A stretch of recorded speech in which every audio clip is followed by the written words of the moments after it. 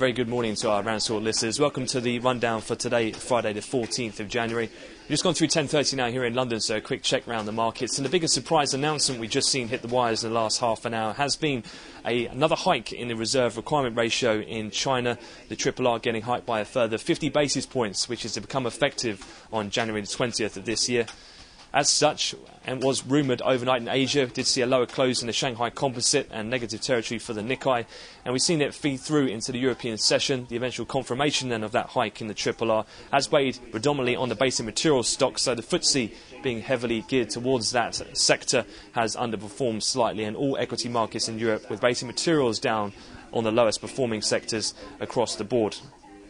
As such, looking at some of the currency markets, the Australian dollar, that's also come under some selling pressure, as too as the Canadian dollar, having had that commodity link with WTI crude prices spiking lower to around $1 on the session loss following the announcement from China. Elsewhere, in terms of the economic data, not too much market reaction overall, with Eurozone CPIs coming in line.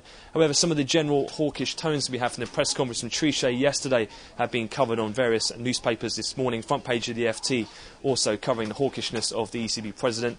As such, Euro-dollar has continued to climb in early trade. We've made now the best gain in 1 week against the dollar in around 2 years. However, we have seen a bit of a bout of profit taking off the initial highs. Looking forward, though, in terms of the rest of the session, we're going to be largely driven now by a slew of economic data from the US. A number of important data points here, including the US version of the CPI report. We'll also have advanced retail sales, industrial production, and the January preliminary report for the University of Michigan. And then for fixed income traders, we've also got another Fed New York purchase. They'll be buying back Jan 2015 to June 2016 for 6 to 8 billion. And finally, for equity listeners, all eyes will turn to the first of the major US banks to report pre-market, that is JP Morgan. We'll be looking out for them around 12 o'clock London time. So that concludes the European opening wrap. We'll have another update to come at the cash close here in Europe this afternoon. So for the time being, have a great trading day.